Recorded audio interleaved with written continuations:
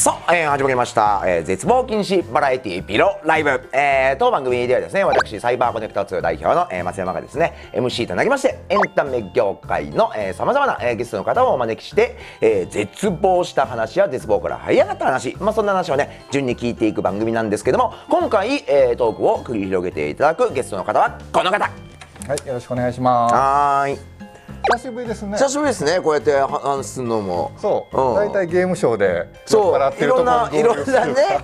イベントの会場で、はい、こうお疲れですっていうことは多かったけど、なんかこういう感じで話すのは本当久しぶりね。なんかそうですよね。前もね、こう来たの撮影だったですよ。なんかあ、そうだそうだそうだったそうだった。大体応援させていただいて。そうだそうだそれだ。私がねあんま語りすぎる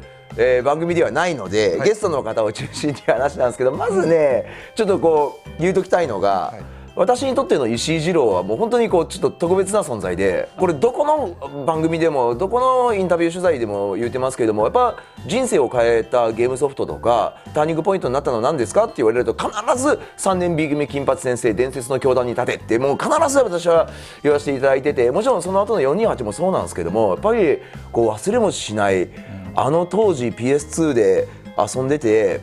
エンドロール見て、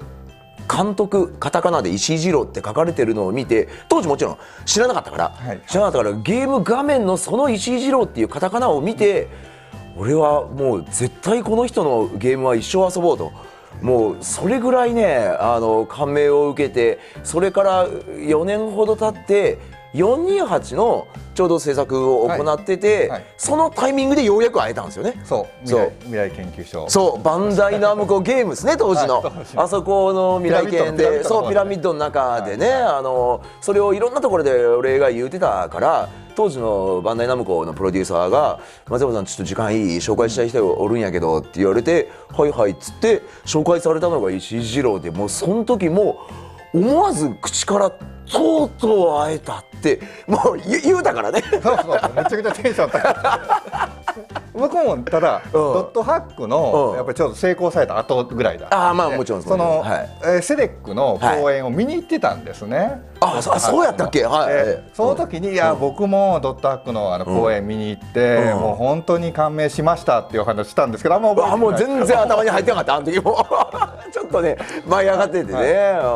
それからねやっぱこう428とかもあって、でその後レベル5行かれて、タイムトラベラーズあって、でその後独立されたじゃないですか。で今はねストーリーテリング。そうですね、一人の会社です。結局ね、もう個人事業主として、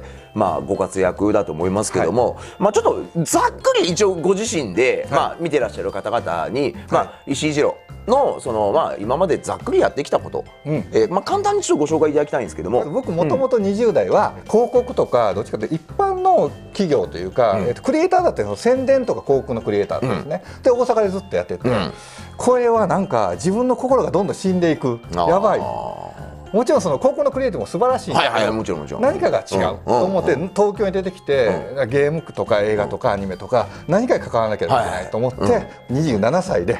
もうとにかく無理やり出てきまして、そこで上京。そうです。なるほど。でも入れる会社がいきなりゲーム会社とか入れないんですよね、企業だったんでキャリアが。だから日系のグループに入って、日系のマルチメディアをやってる日系ビデオバンクっていう会社に入って、そこでビデオとかマルチメディアと当時作ってたんですけど、そこでゲームを作ってみないかって、ゲームがブームだから、いいんですかやってみていいんですか、もうちょっとやってみたらっていうことで、2本ぐらい作ったらそれなりにヒットして、これはいけるぞってなったんですけど、日系グループの会社なんで社長さんとか何期かで変わるんですね。変わるとやっぱりその方針が変わるで、社長さんが変わったので、ちょっとゲームとかあんまり関係ないし日系グループにいた話になってしまって、でどうしようと思った時に、じゃあちょっとチュンソフトっていう会社を受けてみようかなと思って、でそこからいきなりチュンなんだ。そうなんですよ。いきなり自分の作品を持ち込んで、その面接したんですね。そしったらまあ入れていただいて、そこもじゃあ割とすんなりいきました。割とすんなりですね。まあけど実績あるしな。佐野和也さんっていうね、おとぎそうとかかまいたちのディレクターさんと、あとは中村浩一さんがすごく買っていただいて、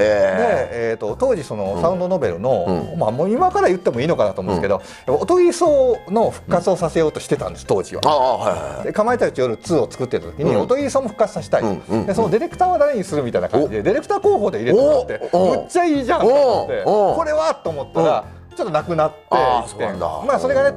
先々今引きそうになるんですけど、なくなって。でまあじゃあオリジナル考えてみるかみたいな感じで、でもなかなか通らない、チューンソフトのオリジナルの新作ですよ、通らないって頑張って3年 B 軍金八先生を通して、でそれが出たらまあそれなりの評価をいただいて、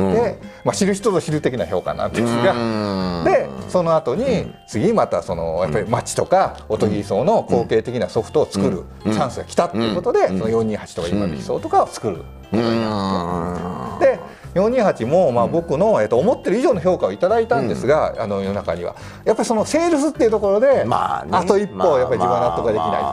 いところがあって、で当時セールスで飛ぶ鳥を落とす勢いの日野さんとしてがレベル5ですね。もうすごくなんかラブって、まあ C さんが428の次の作らないとったら僕は作っちゃうよと言われて、いやそれは困りますよって言って、それはちょっと困りますよって言って、そしたらちょっと一緒に作りたい、じゃあちょっと一緒に作りましょうっていう形でタイムトラベラーズになったんですが、それを作らせていただいて、でこれ日野さんを見てねちょっと変わったんですよ僕も。中村浩一さんとか僕は職人肌に憧れてたんですけど、つまり不器用ですから、俺たちはゲームやですからゲーム以外作れませんよみたいな。で日野さんもね同じようなことは言うんですよ、俺たちゲームやだよって。でもアニメは作るは何でもやるんですよ。まあそうね、何でもやるっていうこと自体見て、何でもやってもいいんだと思った。それは例えば中村浩一さんとかは、石井君カナンっていうアニメを作った時に、石井君アニメ作るのもいいけど、俺たちはゲームだよ、ゲームだよ、やっぱそうなるんだ、作るのはゲームだよ、アニメとかもいいけどねっていう釘を刺されて、それをねかっこええとか思ってたんですよ。それは正しいと思います。ただ日野さんを見て、まあ死ぬまでにこういう生き方もやっぱやっとかんとまずいかなというふうなすごいその影響を受けて、じゃあもう何でもやってやろうと思って、そのためにやっぱ独立するのが一番いいなと思って独立して、直近だと新桜大戦に関わらせていただいたり、文豪とアルケミスト、これはまあ3年ぐらい前に DMM ゲームズさんと一緒にスタートして、この4月にアニメになったり、舞台も第3弾が9月にやったりする、そういうふうな新しいものを作ったり、もうあと映画を撮ったり、本当はアニメ映画の脚本を書いたり、もう好き勝手